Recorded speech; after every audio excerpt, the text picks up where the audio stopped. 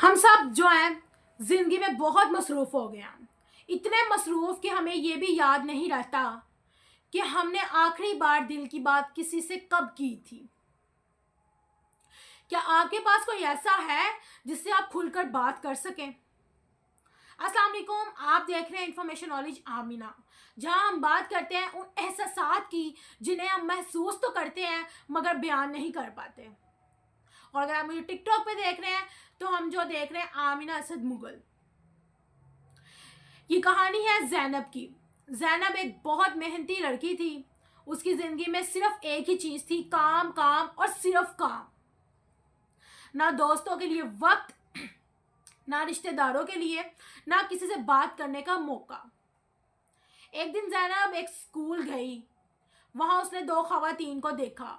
वो दोनों एक साथ बैठी थीं। उनकी बातों में इतनी मिठास थी, इतनी खूबसूरती थी। वो बच्चों के बारे में बात कर रही थी कि उनकी सेहत, उनकी आदतें, उनका मुस्तकबिल।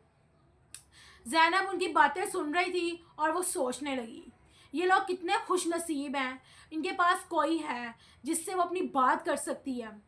उसे अचानक एहसास हुआ कि उसकी अपनी ज़िंदगी में ऐसा कोई नहीं है, ना कोई दोस्त, ना कोई ऐसा साथी जिससे वो दिल की बात कर सके।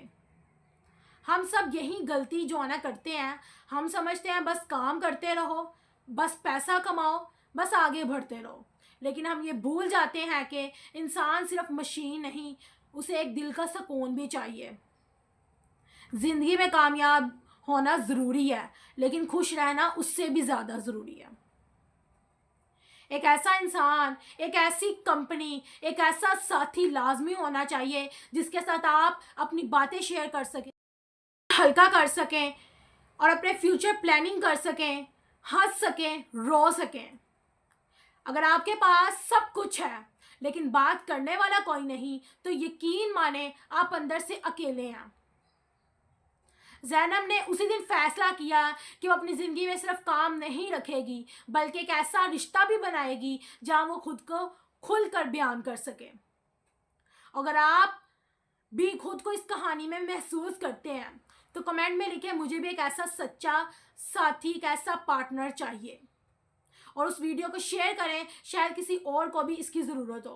गाइस, अपने यूट्यूब चैनल के एंटर कर लेते हैं। अस्सलाम वालेकुम वरहमतुल्लाहि वबरकातुहू। उम्मीद करते हैं सब खैर से होंगे। जी वजह अल्हम्दुलिल्लाह, जितने भी वीडियो इन्फॉर्मेटिव होती हैं।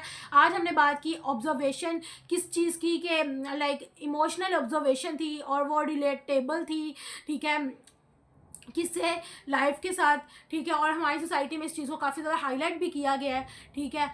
तो अगर आज का कंटेंट अगर आपको अच्छा लगा है तो अपने मोबाइल में जितने भी कॉन्टैक्ट नंबर सबके साथ शेयर कीजिए। अगर आप मुझे टिकटॉक पे देख रहे हैं, पार्ट्स में देखेंगे तो आपको समझ आएगी। अगर आप मुझे यूट्यूब पे वॉच कर रहे हैं, सब्सक्राइब करना मत भूलिएगा, क्योंकि हम सबका काम क्या है, ज़्यादा से ज़्यादा अच्छी बातों को प्रमोट करना, ठीक है। तो नेक्स्ट बताइएगा मुझे कौन सा कंटेंट जो है ना मैं क्रिएट करूँ आप सबके साथ, लाइक मुझे बताइएगा, ताकि जो है ना उस चीज़ को हाईलाइट कर सके। ओके जी, अल्लाह हाफिज़।